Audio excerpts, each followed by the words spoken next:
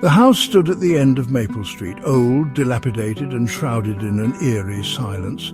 Its windows, like vacant eyes, stared out blankly. The lawn was overgrown, hiding secrets beneath its unkempt facade. The house was a chilling spectacle, a haunted masterpiece. It had been empty for years, or so the story went. Locals whispered tales of a family that met an unfortunate end within those walls. Their whispers turned into hushed tones when children passed by, their eyes wide with fear and fascination. The house on Maple Street wasn't just a house, it was a legend. Weicome, a lanky teenager with a thirst for adventure, found himself drawn to the house. He had heard the stories, of course. Every kid in the neighborhood had. But Weicome was different. He didn't believe in ghost stories.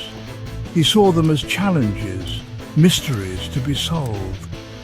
One hot summer afternoon, with the sun beating down on Maple Street, Weicome decided to venture towards the house.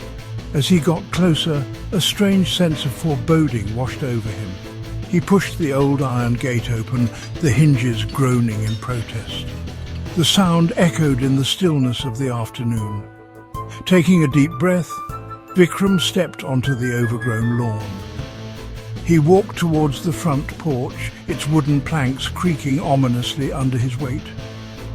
The front door stood slightly ajar, a black abyss beckoning him in. Hesitantly, Weicome pushed the door open. The sound of his own heartbeat filled his ears as he stepped inside. The air inside was thick with the smell of decay and dust.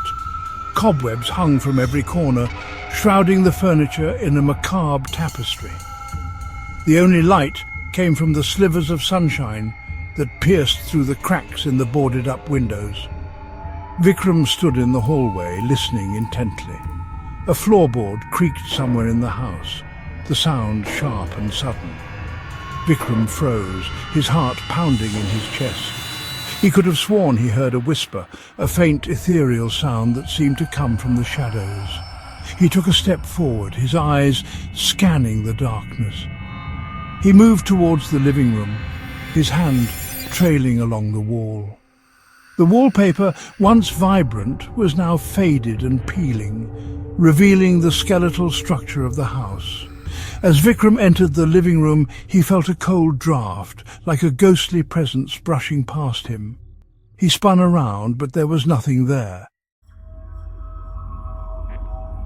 Suddenly, the flickering light from the window illuminated a figure standing in the far corner of the room. It was a tall, gaunt figure draped in a white sheet.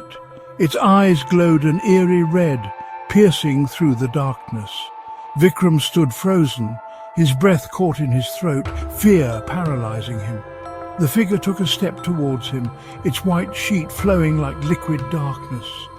Weicome wanted to scream, to run, but he couldn't move. His eyes were locked on the ghostly apparition, his mind struggling to comprehend what he was seeing. The figure stretched out its hand, its long, bony fingers reaching for him. And then, just as suddenly as it appeared, the figure vanished. Weicome was left standing alone in the darkened room, his heart racing, his body trembling. He took a step back, bumping into something behind him. He spun around to find himself face to face with a tall mirror, its surface reflecting his own terrified face.